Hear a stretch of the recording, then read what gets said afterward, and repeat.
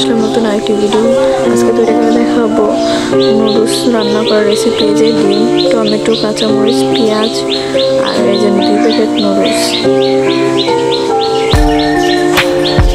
এই যে কমপ্লিট করে ফেললাম, সেটাকে অফ ক্যামেরাই করলাম, দেখালাম না ওটা। এই যে পানিগুলো বুটবুট করতে শুরু করেছে। আমি নুডলসগুলোকে হালকা ভাড়া দিয়ে ঢেলে দিলাম গরম পানিতে। এখন ভালো করে সিদ্ধ হওয়া পর্যন্ত অপেক্ষা। নেড়ে ছেড়ে দিলাম একটু। এই যে দেখেন ভালো করে সিদ্ধ হয়ে গেল। এই যে ছেঁকে নিচ্ছি, ঢেলে দিলাম একটা ছাঁকনির মধ্যে। এখন দিয়ে দেব ঠান্ডা পানি, যাতে নুডলসটা ঠান্ডা হয়ে যায়।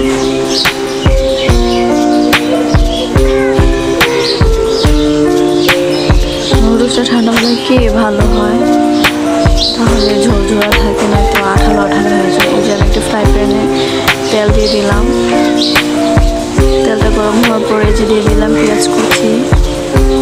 পেঁয়াজ কুচি বললামই তো, আমি বরাবর একটু বেশি খাই পেঁয়াজটা। পেঁয়াজ কুচি ভালো করে এখন নেড়ে ছেড়ে নেব। ভালো করে নাড়াচাড়ার পরে যখন পেঁয়াজটা বাদামি রঙের কালার হবে,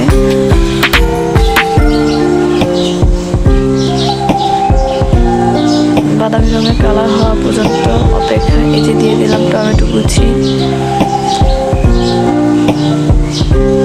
টমেটোটা আমি নুডলসের সাথে একটু বেশি খাই, কারণ টমেটো ফ্লেভারটা আসলে আমার কাছে ভালো লাগে। এই যে টমেটোটা কষানোর পরে দিয়ে দিলাম লবণ। আমি 1 চামচের চেয়ে একটু কম দিয়েছি।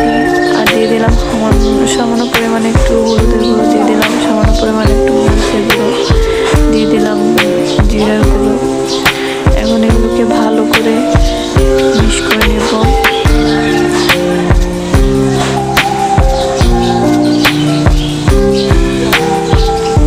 এই যে ভালো করে মিক্স করে নিয়েছি। এখন দিয়ে দেবো গরম চাট মশলাটা, যেটা নুডলসের সাথে থাকে। 2 প্যাকেটের থেকে 2টা এসেছে, একটা দিয়েছি আমি।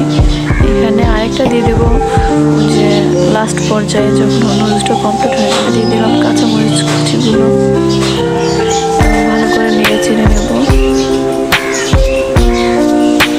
দিয়ে দিলাম ডিম, 2টো নুডলসের সাথে 2টো ডিম দিয়েছি।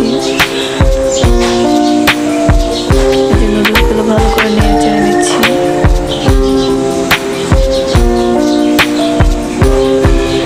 অনেকে হয়তো হালকা ভাজার পরে দিয়ে দেন নুডলসটা, আমি ভালো করে ভেজে তারপরে দিই। ভাজা ভাজা হলে ডিমের গন্ধটা থাকে না। এই যে দেখেন তেল বেরিয়ে এসেছে। দিয়ে দিচ্ছি এখন নুডলসটা, দিয়ে দিলাম। এখন নুডলস আর ডিম, যে মশলাগুলো এতক্ষণ কষালাম, ওগুলোর সাথে মিক্স করে নেব।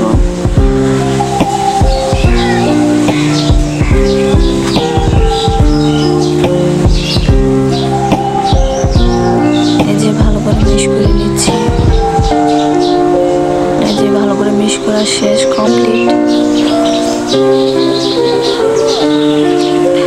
সবাই আমার জন্য দোয়া করবেন, আমি যাতে সামনে এগিয়ে যেতে পারি। আমার চ্যানেলটি একটু সাবস্ক্রাইব করে দেবেন প্লিজ। এই যে দিয়ে দিলাম, ওই যে বললাম না, চাট মশলাটা লাস্টে দিয়ে দেবো যখন রান্নাটা কমপ্লিট হয়ে যাবে। দিয়ে দিলাম চাট মশলা। এখন ভালো করে নেড়ে চেড়ে নেব। হয়তো সবটা আমি আপনাদের সামনে তুলে ধরি না, কিছু কিছু অফ ক্যামেরায় তুলে ফেলি, কারণ এটা করতে গেলে ভিডিও অনেক বড় হয়ে যায়। আর ভিডিও বড় হলে আপনারা দেখতে চান না।